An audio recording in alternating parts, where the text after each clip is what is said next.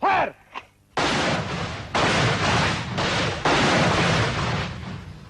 We are fighting a war of attrition, in that we kill in self-defense, as long as they are going to come and fight with us. Major Khaled is a commander of the Mukti Forge, the freedom fighters who've been fighting the West Pakistan Army for the past 3 months. World in Action went into Bangladesh or East Pakistan to find out how effective they are. The Mukti Forge claimed to have divided East Pakistan into 5 sectors for guerrilla operations, with each sector commanded by Bengali majors of the Pakistan Army who defected after the March massacres. Major Khaled's sector covers the areas around Noakhali, Camilla and part of Sylhet. World in Action producer Vanya Cooley spent 8 days there. But the only fear is, suppose they come at least 2,000 yards height and they drop somebody here. Let them drop. But if they drop, now I'm having 1 mg. Let them So this mg will take. Let them drop. They will get lost in this area. Yeah. The Pakistan government dismissed the guerrillas as a bunch of miscreants and the war as a border skirmish. I was surprised to find a highly organized resistance led by officers with impressive military records. Here, Major Khaled briefed Sub-Sector Commander Captain Salik Chaudhry, who before he defected was a staff captain in headquarters Dhaka. Don't. Khaled asked us not to film the map nor mention the exact location of the villages and camps we went to, not only for their own security, but to protect the villagers from the reprisals by the Pakistan Army. His caution was understandable in view of the overwhelming quantity and sophistication of the Pakistan Army's arsenal. On a preparatory visit to meet Major Khaled before the monsoon really got going, I ran into a major assault. The Pakistan Army were using sabre jets, tanks, helicopters and heavy artillery against the guerrillas. Once the rain stops in September, the guerrillas' light guns and mortars could be overcome by the superior weapons of the Pakistan Army. But Major Khaled remains confident.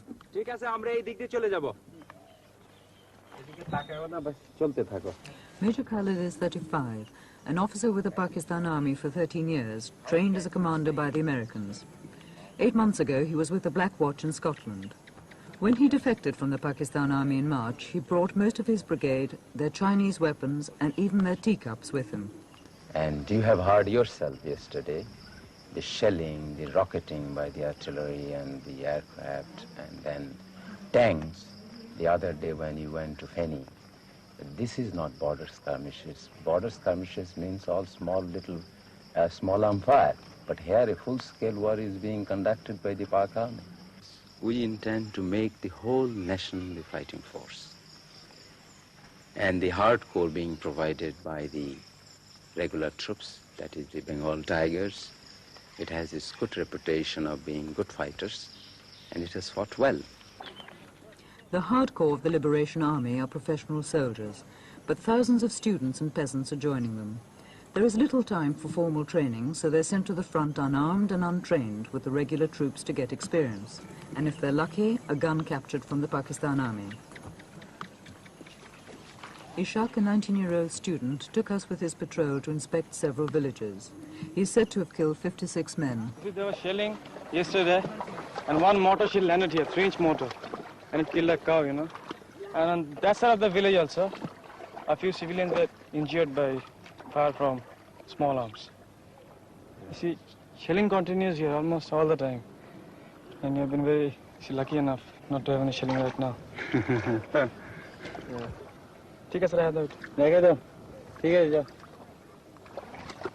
The guerrillas' lack of arms and ammunition is compensated by their passion for an independent Bangladesh. And their hatred of the West Pakistanis is constantly renewed by the stories that the refugees tell them. I wish I could take you inside. All the cantonments in Bangladesh are nothing but concentration camps. Hundreds and thousands of girls are kept there as prisoners. They are tortured, they are raped, they are dishonored, and after that they are killing them. You see, all the dead bodies are floating in the rivers. But this was surely several months ago, not now. It is going on still now. Two of my sons I lost there, and my houses has been looted, and my other articles also looted. Everything lost there. Then I found that my life also insecure. But did your son do anything to the military? Nothing, did nothing. Then why did they shoot them? Their habit is this. Their habit is this. They are murdering. Also, they are murdering. All along they are murdering. For how long? Not only my two sons. Many people shooted. He saw his father, mother, and everybody of the family killed by the Punjabis. And of course his sister, who was about to get married, was kidnapped by the Punjabis and has been taken away. And he heard the story from the other villagers that she has been probably tortured and dragged out of that place brutally and has been taken away. And he was left with no alternative. And now he says, I have nothing to lose in this world. And he decided to join Mukti Fauj. And he wanted to take the revenge, you see, by killing as many Punjabis of West Pakistanis as possible. Pakistan government said that there is no trouble inside Pakistan. No, false. They are false. They are telling everything false. They are lying. They are telling all lies. Yahya is the initiator of all this. He is the greatest culprit that human civilization can imagine. He is just in the same rank with Hitler and his companions, Eichmann and others. My life, God knows how I shall pass my life. Now I am loitering either in the there. Sometime living here, sometime living there. This way I am passing my time. Sometime in the temple, sometime in the road, sometime under tree. In this way I am passing my time.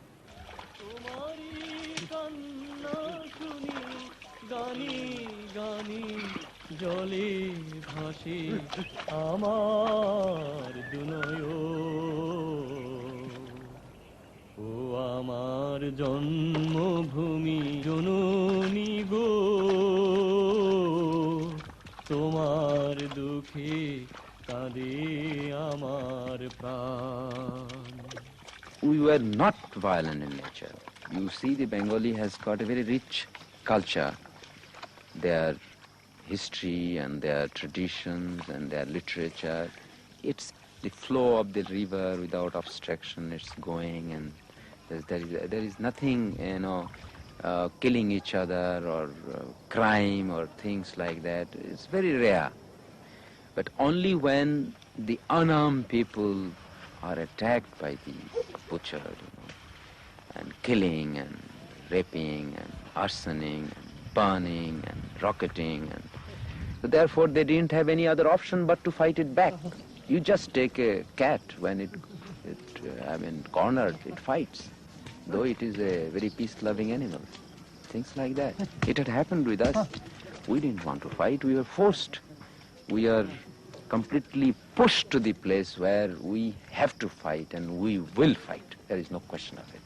And people are ready for any sacrifice, and they will die. 1 million had died already.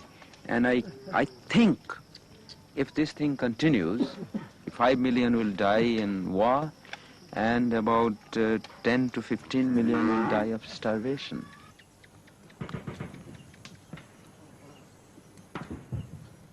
They are living in the panics because the Pak army is still continuing their genocide. And the places where we are there, our people are operating, they're comparatively safe. But again, the type of operation we normally conduct, that we have got to shift the bases from one place to another place. We have got the men, we don't have that many weapons to protect all the areas. Therefore, we have got to shift when the pressure builds up in certain areas. Therefore, we have got to leave the people at the mercy of the Pak army. ঠিক আছে আসেনি না কালকে আসেনি পরশুদিন আসে নাই The guerrillas admit that some peasants collaborate with the Pakistan army, and I got the impression that they're dealt with briskly when they're discovered.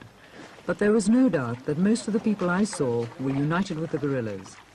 Despite the punishment the Pakistan army inflicts when it finds out, the villagers still continue to supply the Mukti Forge with food, shelter and information.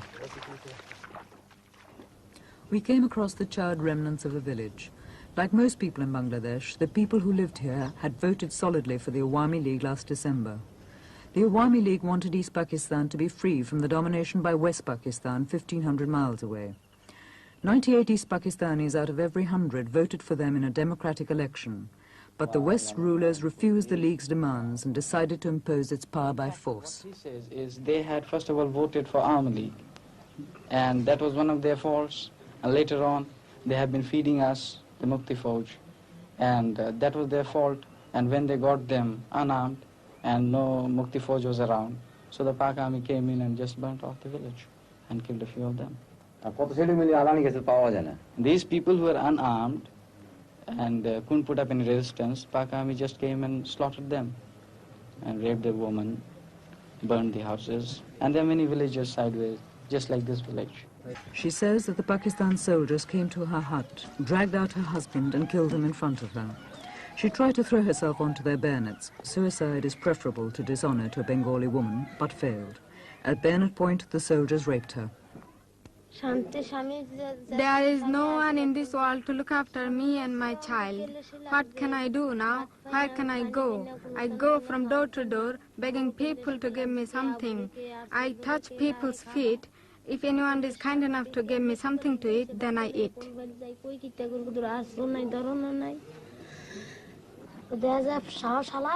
The soldier noticed my father was still breathing slightly.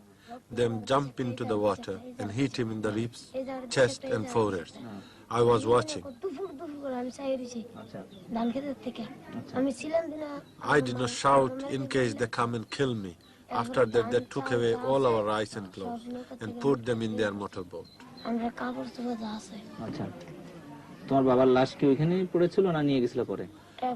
My father's body was taken away and buried.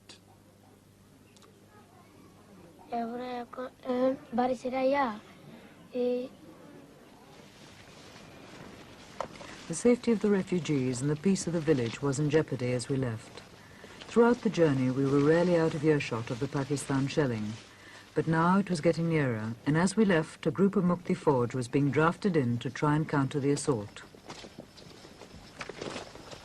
People may be thinking that it is a leftist insurgency or few clandestine activity, but I can assure you it is a militant insurgency whereby the people stood against injustice. We are fighting on three fronts. That is political, economic, and military.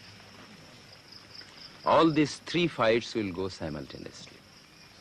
Politically, so far, as you have seen, that Yahya regime could not, and I am sure will not, be able to form a government. Even if it succeeds, it will be nothing but bunch of quislings. We are not allowing the communication to be restored. Because in any country, if you want to start the trade, the first thing is communication. We have not allowed him to ply the trains. We have not allowed him to run the roads. Bridges are being blown. This is one aspect of the economy, that is the communication. Sunday, the 27th of June, 5:15 p.m. Our patrol en route to an act of sabotage. The operation is carefully planned, and there are patrols on both flanks. Our group paused to finalize their plans at a disused railway station on the main line between Chittagong and Camilla. আরেকটা section যে পাইলনটা blow of করা হবে সেই পাইলনের পিছনে ওখানে আর আরেকটা রাখবেন এইদিকে লেফট সাইড ওই এক্সপ্লোসিভ নিয়ে যে পৌঁছে যাবো তারপর সঙ্গে সঙ্গে আমরা সবাই রওনা দিয়ে দেবো হ্যাঁ আচ্ছা তোমার একটা আসতেছে বুঝছো তো শোনো ডিস্ট্রিক্ট বোর্ডের রাস্তাটা আছে না রাস্তার ওখানে পজিশন নিয়ে থাকবে Mandabag railway station, a mile and a half from their objective, a pylon carrying electricity to Camilla. I had no way of knowing how effective the Mukti Forge were being, as I had not been on the other side with the West Pakistanis. But on Saturday, a Times correspondent who is with the other side reported. The railway running along the frontier from the port of Chittagong through Camilla to Sylhet and serving Dhaka en route has been cut for more than 2 months. The main span of a bridge at Feni, south of Camilla, was dynamited expertly and has yet to be repaired. Other road and rail bridges in the area have been put out of use temporarily. Savage reprisals are usually taken by the army against the nearest villages.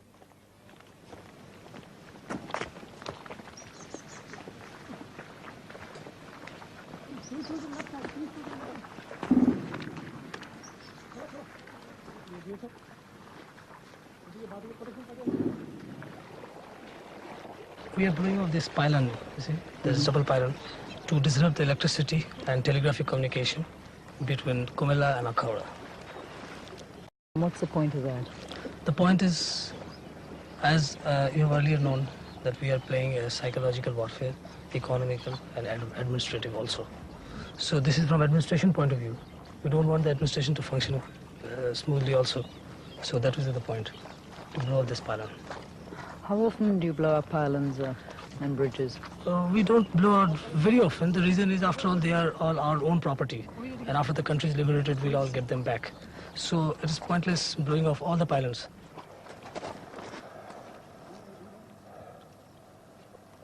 It's already time, huh? They have started off with the job, isn't it? Come on. Take it, sir. BSF protection party ওদিকে লাগছে তো তো এই পাইলনটা safe তো এদিকে bridge লাগবে না ready আছে অনেক দেরি আছে তাড়াতাড়ি করতে কোনা বৃষ্টি আসছে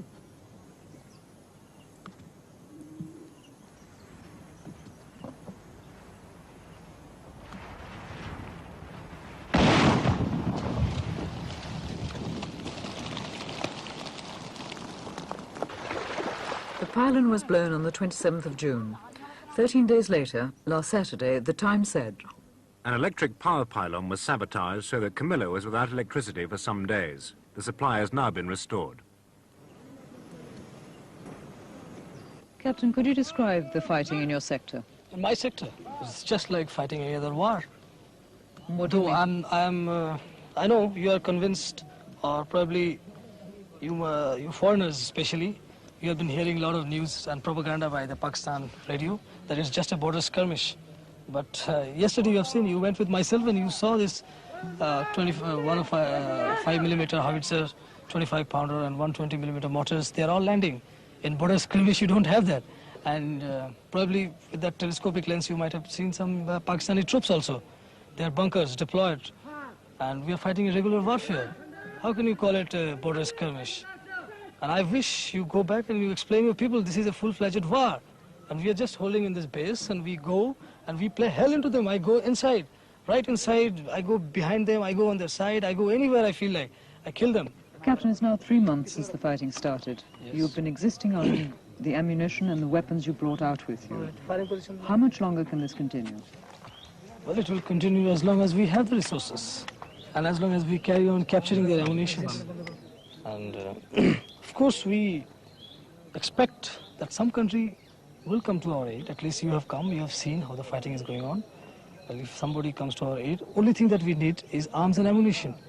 Arms we have to maintain them, but we need some heavy weapons and ammunition. If that is the thing we get, then there is no problem, we can continue fighting. And if we don't get anything at all, well, you know the condition, what is happening in Sudan. They don't have any arms and ammunition, they are fighting. They're fighting with sticks, they're fighting, they are adopting different tactics. So that's what we are going to do. But Captain, about you personally, I mean, what about your family? My family, in fact, I don't know what is happening to them. I have given up because I have seen the fate of other families.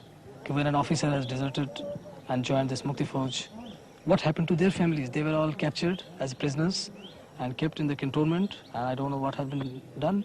So knowing all this, I ran away. You see? So I gave up. I just thought about God, whatever God does, and that's all. And I left. So I have no right to think about them, you see. Since I have sacrificed them, so how can I think about them now? Another base camp deep in the jungle. Major Khalid debriefs his officers and plans further operations. As most refugees from the war are Hindu and the West Pakistan Army is Muslim, there is a danger that people might think that this is a religious war. But every one of these guerrillas, in fact every Mukti Forge soldier I met, was a Muslim.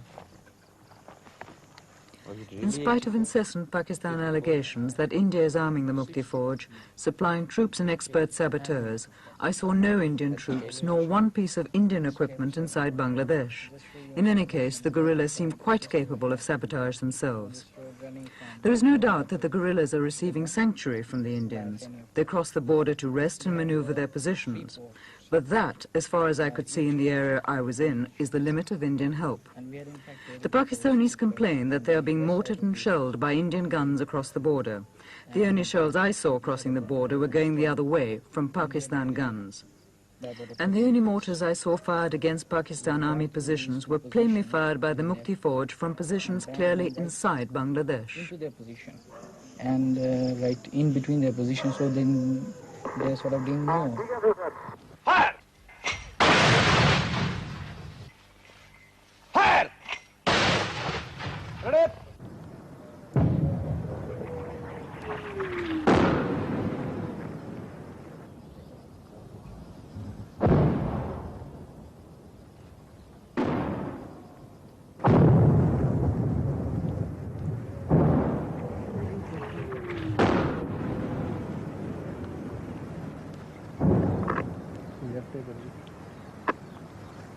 বাঁদিকে 200 গজ যান আর উপরে 200 গজ একটা নিচে বসে একটা আগে গেছে এতে রেড ফায়ার বাউল মিলে একসাথে হ্যাঁ ফায়ার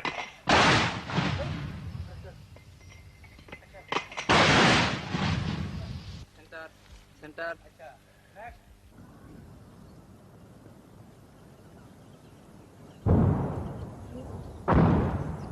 একটা কথা বলছিলেন তো আমি দুইটা বার করে দিছি আমি বার করে দিছি এখন আমাকে আবার বলেন কারেকশন দেন এখন ঠিক হবে ইনশাআল্লাহ বিলকুল ঠিক আছে ready fire ready fire bubble ready But the only thing which I am worried about, that is the protraction of this war, you know. As long as the war is continued for years and years and years, what is going to happen is the misery of the people. Misery in the sense that there will be a lot of killing, crossfire, the civilian will come into between the freedom fighters. Not that we are very much bothered for such sacrifice, and people are ready to give it. I have seen wherever there is or we catch the enemy in an ambush, and the immediate reaction of the enemy is to burn the villages and kill the people of that area, rape the girls. But after that effect, initially we were afraid that the people will just desert us and they will think that this is a menace. But to the contrary, I have found out that they still want that we should go in action, even if they have to sacrifice everything. I have been told even by the people to the extent that let there be nobody in Bangladesh, they cannot take the soil out of our country.